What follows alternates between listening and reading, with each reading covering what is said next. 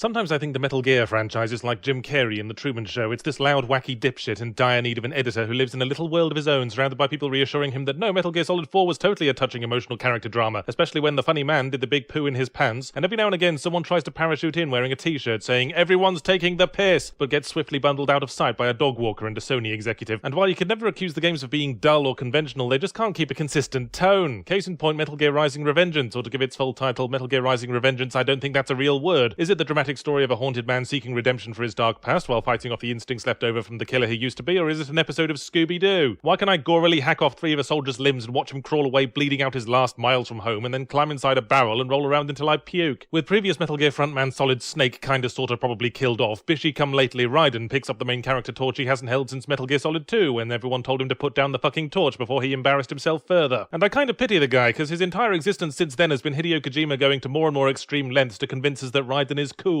So the next time he appeared he was a breakdancing cyborg ninja, and with Revengeance we can now add motorcycle riding vigilante to the list. This is a fucking 12-year-old's idea of character development. A cast iron balls out fight sequence is meaningless without a sense of threat, and Raiden's a cyborg about as affected by loss of body parts as a Mr. Potato Head. I might have mocked Solid Snake for doing nothing but repeat the last 2 words of the previous speaker's sentence as a question with a voice like he'd inhaled a burning Brillo pad, but he was at least human and felt pain. It's humanity that makes a character. Raiden can slice up robot monsters till he grows his first pube, and he still wouldn't be as engaging as the leads of MGS4, the 2 most socially inept men on the planet living in a sexless gay marriage. The box blurb is, as is often the case, inadvertently telling. Action game set in the Metal Gear Solid universe, it says, and you'll note the phrase not being employed is a Metal Gear Solid game, which are characterized by an emphasis on stealthing to avoid having to do the horrible combat, and dialogue inserted about as elegantly as a killer whale being inserted into a stationery cupboard. And while you'll certainly be best friends with the skip dialogue button by the end of Revengeance, you may be surprised by its relative brevity, perhaps for the sake of keeping up a fast pace now the combat's gone all hack and slashy on us. But then the game starts trying to tell you to be stealthy. I know you feel you have to at least acknowledge the previous games, but the combat's actually halfway fun now, and trying to stealth it is boring, and doesn't really match the game's overall pace. And besides, we are a man made out of coffee bakers and wing mirrors, and even the fucking stealth kill entails somersaulting over the victims, slicing them in half and pulling their spine out. Going unnoticed seems like a lost cause outside of a sanitarium for the deafblind. Just stop fussing and decide on a fucking tone, Metal Gear, for fuck's sake. But the combat is quite fun, yes, with the USP being the ability to slice at any angle and divide a large variety of objects into jigsaw puzzles, and since this is the kind of feature a processor has nightmares about, the levels do seem a wee bit bare-bonesy. Against enemies, it's not worked in too horribly though. You can flail the sword around like a plastic chimpanzee with a feather duster until the baddies are effectively powderized, but you're rewarded for accurately divesting them of their limb portfolio, or cutting through the bottle of commercial energy drink they all seem to keep inside their spines. In most cases, that only comes after you've done a certain amount of button-mashing chimpanzee maid work though, and for a game with Metal Gear's occasional tendency to witter on a bit, it's very bad at explaining how the parry works, which is a shame because it's your only defense, and while you can get quite a ways through the game without it, the last couple of boss fights will stick a prong up your ass and repurpose you as a windscreen wiper if you haven't mastered it. I eventually did, thanks to plenty of retries and a small team of MIT scientists, and I do appreciate the fact that the technique demands skill. What also helped was turning off that bloody boss fight music, and incidentally, Hideo, if breakdancing ninja cyborg vigilante biker hasn't made Raiden cool, a score that sounds like a J-rock artist composed it as he was trying not to burst into tears while meeting his own gaze in his bedroom mirror isn't going to clinch it. By the way, I didn't make that earlier Scooby-Doo comparison idly. Not only is Raiden followed around by a mystery-solving gang of international stereotypes of varying degrees of necessity, including one token female support character whose main role in the plot is wearing a blouse with the top 2 buttons undone, but he also acquires a comedy-talking dog as a sidekick. No, really, this is a thing that happens, but wackiness jarringly placed alongside cringingly awkward drama is entirely expected in a Metal Gear game. Hideo Kojima writes like someone who has never left his house or spoken to another human being, except when renting another cartload of bad action movies and anime. But that's what makes them special, you know, and a gratifying reminder that there is still something auteur-driven in this psychopathically commercial industry, for better and worse. Having said that, there is a limit to the leeway this affords Metal Gear, a leeway that is overstepped with Revengeance's final boss. I thought that the adventures of Shaggy and Scooby blood-soaked robot assassins was a bit schizophrenic in tone, but even those wavering and hazardous rails the game then goes off. At this point, every halfway threatening villain is dead, and we're reaching the culmination of a plot about child organ harvesting and an attempt to assassinate the president in order to destabilize the Middle East. But then, well, I won't spoil it, but imagine watching something like, say, Ghost in the Shell, but right before the end you sit on the remote and the TV switches over to an episode of Biker Mice from Mars, or Dragon Ball Z, where the special guest villain turns out to be Hulk Hogan, who goes on about how awesome right-wing policies are for 20 minutes before doing body slams on everyone who disagrees. I'm kind of afraid that Metal Gear is deliberately fucking with us now, and when a joke tries to be in on the joke, the humour value tends to drain. You can't start laughing at yourself now, Metal Gear, because we've been doing that since we figured out Solid Snake could refer to a cock.